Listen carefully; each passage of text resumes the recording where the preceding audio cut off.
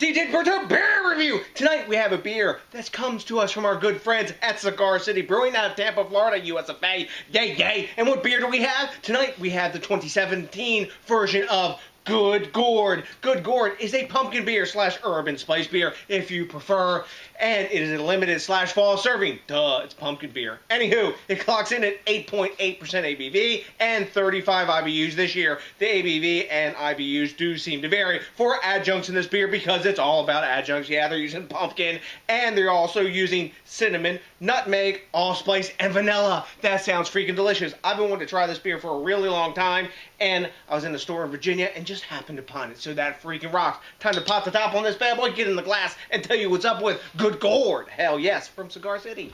Just like the t-shirt says.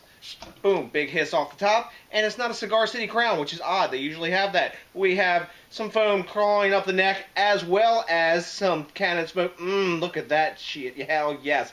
That is a rich and delish looking pumpkin beer. We'll get a little more height on it. We got a big bomber. We can pour it deep. Hell yes. Let's talk about the appearance. This beer looks pretty. It's a gorgeous mahogany color, like sort of garnet. I know it may look really like dark brown or almost black to you on camera here, but trust me, it's a gorgeous, super clear garnet. Plenty of active bubbles coming up on the bottom, and we got a solid half finger of super tightly packed khaki colored bubbles. When I swirl it, yeah, I think we're going to get some glass lacing. And we got some really nice alcohol that's just clawing down the inside of that glass. But look at that. I hope you can see that gorgeous garnet color. I'll try to stretch as much as I can there. But you know what? Since this is a pumpkin beer, not that I can't smell those spices wafting off the top of this now when I talk, but you know what? We're going to dive in anyway. Let's see what's up with the aroma, because it's got to smell good.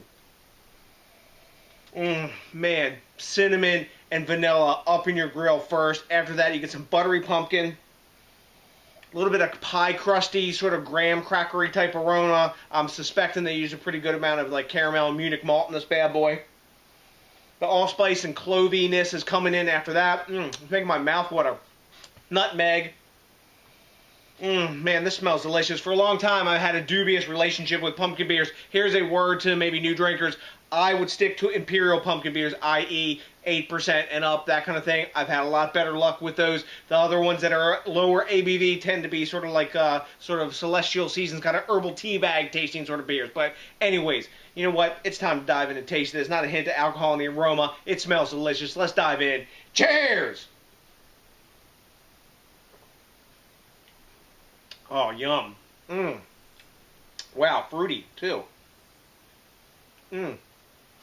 Lots and lots of gourdy, buttery pumpkin in this. After that, there's a nice caramel, malty sweetness. That graham crackery taste is in there. The cinnamon and vanilla come in first, just like in the aroma. After that, I'm getting that clovey spice.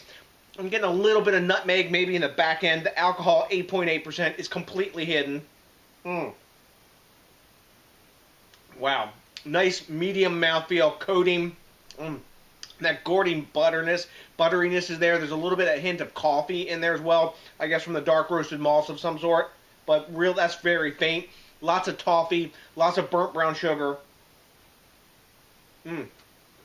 Wow. This reminds me of a bit more complex version and heavier bodied version of Schlafly pumpkin beer. And also maybe Ale Works pumpkin ale. This has a little more complexity, bigger presence of spice, and as you drink it, the cinnamon and the clovey spices are like building up on the inside of like the sides of my tongue.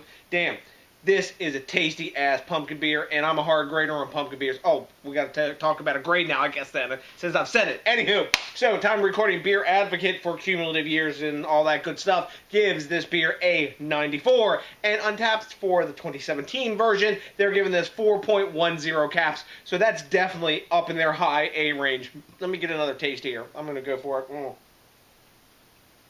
Wow, that is freaking delicious. I'm going to go 97. Really super tasty beer, near A+ level.